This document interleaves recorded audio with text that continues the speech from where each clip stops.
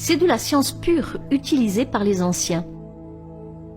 Outre les applications de ces connaissances en matière de guérison, il existe également des preuves de la manière dont les anciens utilisaient les vibrations et les fréquences sonores pour sculpter et faire léviter des pierres et des objets lourds et les utiliser pour construire les structures mégalithiques. On pense que les Égyptiens disposaient d'un appareil qui pouvait être réglé sur une fréquence spécifique et qui leur permettait de couper des pierres massives comme s'il s'agissait de beurre. Si vous ne croyez pas qu'une telle technologie puisse exister, il suffit de regarder ces roches récemment découvertes situées dans l'oasis de Al-Hassa en Arabie Saoudite, ou le complexe Pumapunku avec des dizaines de pierres toutes taillées avec une précision digne d'un laser.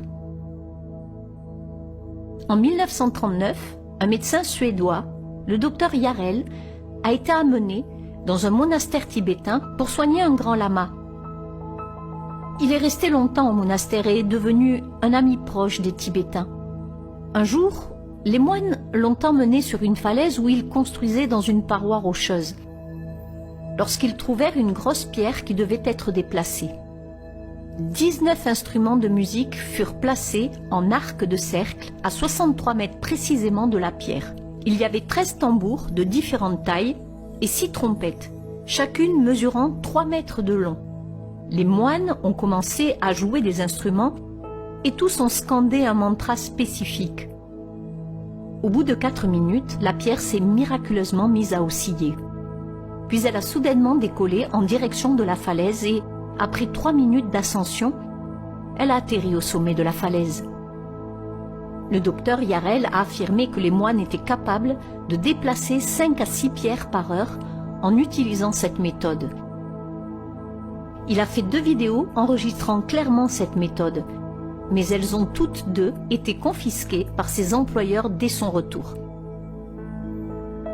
En 2015, un dispositif construit par une équipe espagnole a réussi à faire léviter des petits objets avec un simple son.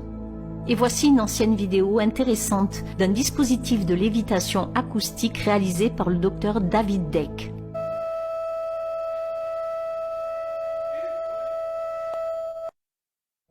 Une autre découverte récente faite par des scientifiques est que les fréquences sonores et les vibrations ont le pouvoir de programmer ou de reprogrammer votre ADN. En 2011, le biophysicien russe Peter Garayev a mené plusieurs expériences de modification de l'ADN en utilisant uniquement des fréquences sonores et lumineuses.